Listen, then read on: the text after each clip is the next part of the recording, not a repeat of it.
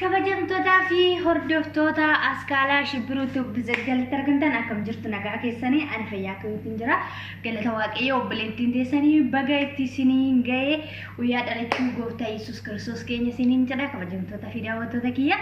Egaa akkuma beektanii gola haadha ormaa keessatti dabarsaatiin jira jechuudha. Haala kanaan qopheeffadhee jira. Wanti dhugamuun isinitti mul'ata jedhee yaada. Egaa kophaa koo ta'utti baay'een gaddee garuu ammaa gochuu hin danda'amu. Yaa guyyaa waaqayyo jedhamu hundumti keenya gallee biyya keenya keessatti ayyaana gaarii akka dabarsinu maatii keenya wajjin abdii guddaa qabna jechuudha. Kabajamtootaa fi hordoftoota kiyyaa kennu akkuma asitti argitan daabbollee haala kanaan isinitti mul'ata jedhee yaada. Haala kanaan tolfadhee jira jechuudha. Waxii lukkuus maal fakkaatu kunuu haala kanaan kophaa koo hojjetadhee jira. Siin jedha kabajamtootaa fi hordoftoota kiyya. Egaa duraan bareen gaddaa yeroo godinii tokko wajjin hin dabarsee ture. Bareen immoo akka carraa ta'e ijoolleen isaan ala ba'anii ijaazaa qabanii.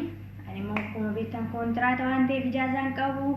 Manumatti haala kana sharri guddi jedhee dabarsaatiin jira jechuudha. Hundumti keessanuu koottana wajjin dabarsaa koottana wajjin nyaadha. Ayyaanni kun ayyaana gaarii isiniif haa ta'u.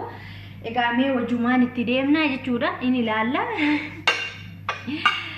Rabbi edduun teechumaa naaf hin mijanne kaameraa waraabuudhaa fi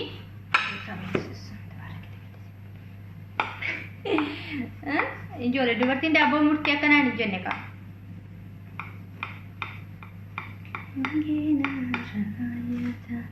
Dhugaa waaw yaas kalma na baay'ee namatti tola. I don't know beeku garuu akkatti muramanatti fakkaate.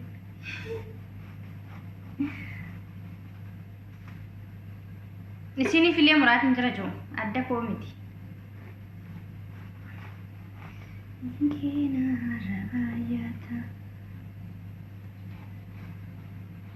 Akko haala kanaadhaan daabboon koo murameera. Isinillee bakkuma jirtanitti isinii haa ga'u jecha.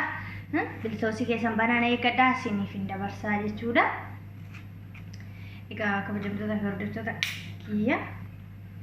Kennettus naqachuu hin dandeenye biiraa keenya dhunnaa jechuudha nu sabanaa bibaraa keenya jedhaa kootaa na wajjin dhugaa ayyaanni kun immoo ayyaana gaarii isiniif haa ta'u. Egaa waan na daawwattaniif guddaa naa galatamu waaqessan haa eebbisu eebbifamaa isiniin jechuun jaaladha.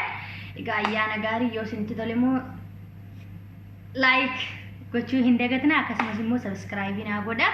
Akkasuma immoo hiriyoota keessa biraan nagaa sharing naa godha na jajjabeessa isiniin jedha. Ayyaanni kun ayyaana gaarii guyyaa gaarii turtii gaarii baay'ee isin jaaladha baay'ee isin kabaja.